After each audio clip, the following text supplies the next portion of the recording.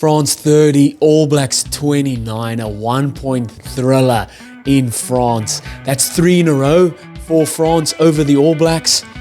What a game. Thomas Ramos kicks 100% off the tee to help France win. A huge result for France. Scenes throughout from the haka.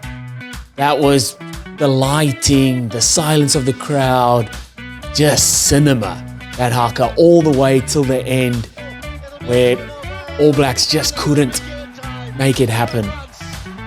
Plenty opportunities for the All Blacks to win this one, but credit to France for holding in there. A sensational test match between the two. Before we get into it, let me know in the comments what you guys thought of the game. Who played well, who didn't? What did you think of the ref? I don't want to get too much into that, but let me know what you guys thought in the comments. Hit that subscribe while you're there. Let's get into it. And we'll stay on the All Blacks. Oh, man. Tough one, man. Tight. 1 point in it. There's a few opportunities that if that one pass stuck or they hit the line out or they just held onto the ball that one time, it could have gone either way. But, man, credit to France. They came out firing and stayed firing for the whole game.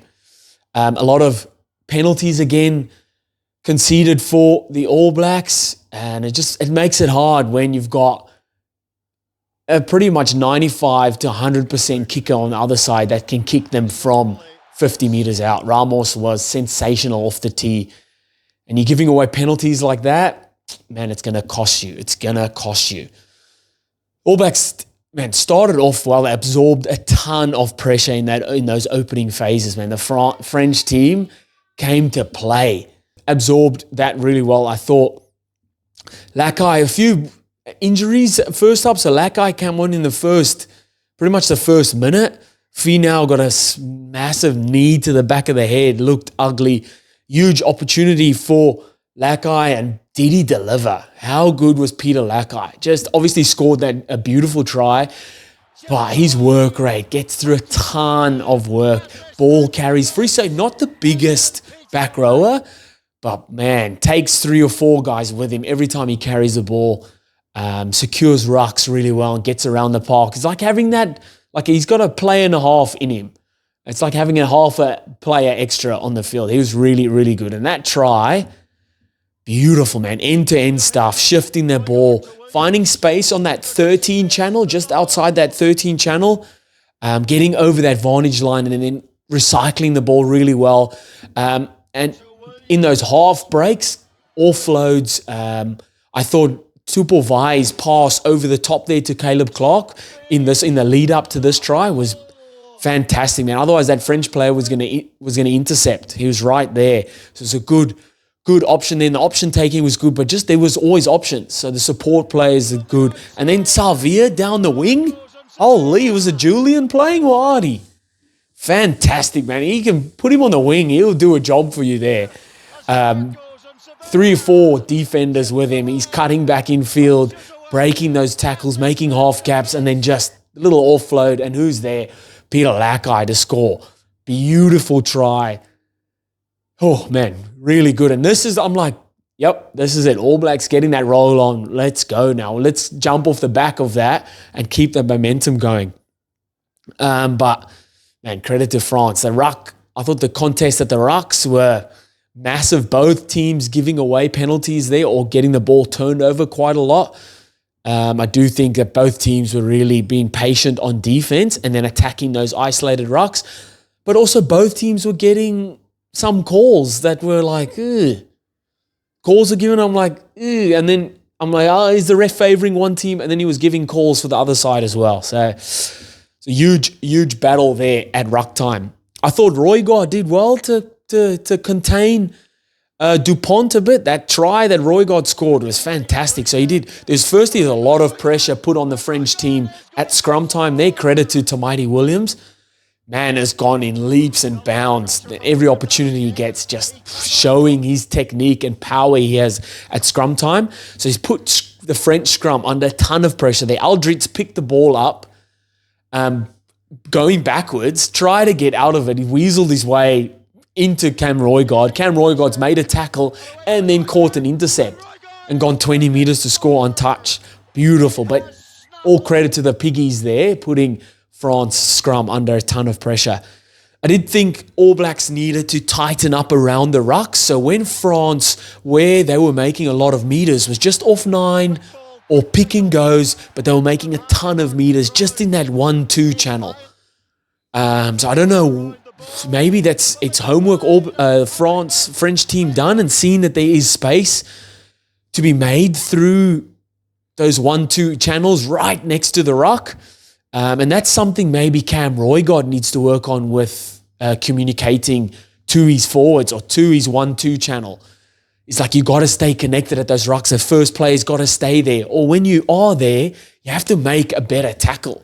Get up off the line and make a strong tackle there. They're getting, France are just getting a roll on right in between those 1-2s, right off the ruck, right off 9. Even Dupont was picking it up and playing those little short balls. They were finding a lot of meters there. In the second half, just under the pump, man, France come out firing in that second half. I do think when All Blacks did have the ball, they might have pushed 1 or 2 passes. One of the offloads went to Deck, and that's where Louis Beret went down 50, 60 meters, or a kick was put through and he went to go score there. So just pushing those passes and not holding and not being patient in attack. I thought Damien McKenzie brought a lot of energy when he came on to the field, also kicked well off the tee. There's a missed opportunity, the 60th minute, ball stolen, ball turned over right on the French line. So All Blacks attacking that line, they're right there, and the ball got turned over. France attacking All Blacks rucks really, really well here. I thought Satiti and Lakai were good for the All Blacks, just workhorses, man, getting around the park, doing thousands of other people's jobs and their own jobs. Really, really good. And man, just a tough one. I mean, it's credit to France. They played really well and just kept coming at the All Blacks. Bolden Barrett was good off the tee. D-Mac was good off the tee. I thought Caleb Clark was good as well with ball in hand, but not enough. For France, oh man, just the Achilles heel for the All Blacks. That's 3 in a row against the All Blacks. Oh man, they started like a house on fire, getting those half breaks, getting the little offloads through. ABs, I thought, did well to absorb the pressure there. They did give away a penalty that led to 3 points from Ramos, but luckily it wasn't a try that early on. I thought when All Blacks had the ball, France really struggled with making strong tackles. So All Blacks were getting over that vantage line easy, and that just created that quick ruck speed, and it allowed All Blacks to kind of get those few tries early on. It's something that France will need to work on, is that getting up off the line or just making more dominant tackles. So when you're getting tackled behind that vantage line, you get up again, you have to fall back. It's hard to then apply pressure defensively when you're on the back foot all the time. It's a missed opportunity for France at the 11-minute mark, 5-meter maul lost. Man, you wanted those small opportunities, you want to take them. I do think France found a lot of meters off 9 and the pick and drives off the ruck, really keeping it tight and just old school rugby, up the channel, up the middle, score or making a lot of meters like that, and then spread it when they needed to, and Burros scores on debut. Huge effort there from France just before halftime. That's those championship minutes. I always say it, 10 minutes before halftime, 10 minutes after halftime. That's where games usually are won or lost, and France scoring there went a long way towards them eventually winning this game. Set piece was a bit of a problem. Like the scrums came good for France. Lineouts lost a lot of lineouts. Credit to All Blacks. Tupavai got up there disrupting France's lineout. And then, I'm going to say it again, the championship minutes. So 10 minutes before halftime, 10 minutes after halftime, and France scored in both of those 10-minute chunks. So in the second half, they come out firing, kick off the second half with a bang, score in the first 3 minutes. Beautiful variation off the maul. They get it off the top, chuck it to the front, maul there, and crash over to score. And then they go bang, bang, putting All Blacks under pressure defensively. They cause All Blacks to throw a wayward offload. Ramos gets it, puts it on the boot, and Louis Bele-Bere, who, I've said that with the best French accent that I have. Holy man, he's fast. He's that scene off The Longest Yard. He's so fast, he make fast people look not fast. That's how fast Louis Bele-Bere is. Holy. Snaps it up and scores. France go bang, bang, and All Blacks just couldn't recover from that. They kept that scoreboard pressure up front. France did, with Ramos knocking over those couple of penalties late on. He was 6 from 6 off the tee. If you're giving away penalties in the kicking space or a zone for Ramos, which is from the 50 meters in, he's going to make you pay, man, because he rarely misses. 95% goal kicker, if maybe 98 even. And he just kept that scoreboard ticking over, and he was fantastic for this Le Bleu team. And France get it done. Holy, what a game it was right until the end. 1 point in it. What did you guys think of the game? Who was your man of the match? Let me know in the comments. Whew, big one. Hit that subscribe if you haven't already. And I'll see you next time. Bye.